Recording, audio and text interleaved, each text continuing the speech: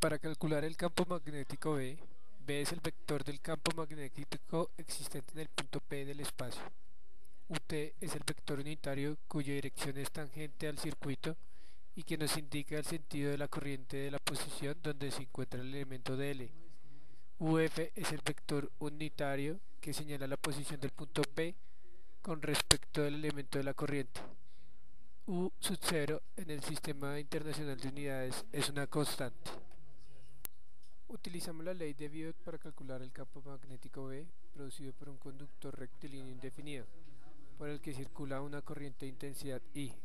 El campo magnético B producido por el hilo rectilíneo en el punto P tiene una dirección que es perpendicular al plano formado por la corriente rectilínea y el punto P, y en sentido en el que resulta de la aplicación de la regla del sacacorchos al producirlo vectorialmente UT por UR. Para calcular el modo de dicho campo es necesario realizar una integración. Se integra sobre la variable del ángulo expresado las variables x, y y r en función del ángulo. R equivale a r coseno del ángulo y r equivale a x tangente del ángulo, como lo podemos ver. La ley de Biot-Savart para el campo creado por un elemento dl de un conductor que transporta una corriente I en el punto B, como se ve en la figura.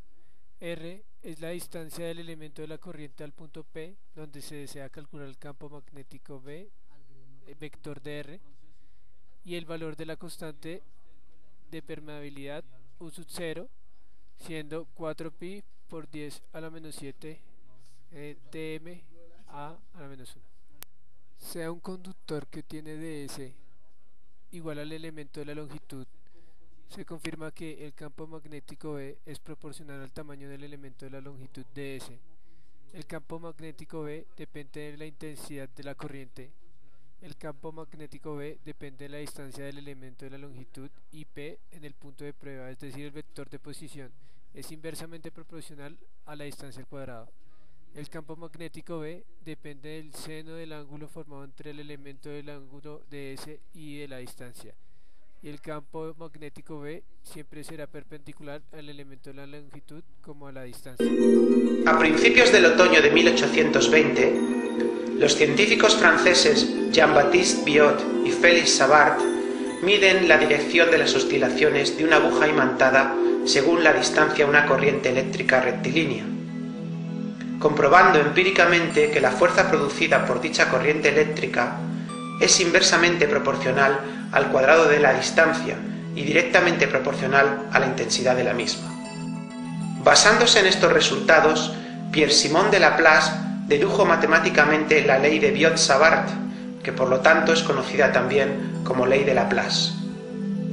Esta ley establece que el campo magnético diferencial de B creado por un elemento de conductor diferencial de L, por el que circula una corriente eléctrica de intensidad I, en un punto P situado a una distancia r del conductor, viene dado por la siguiente expresión.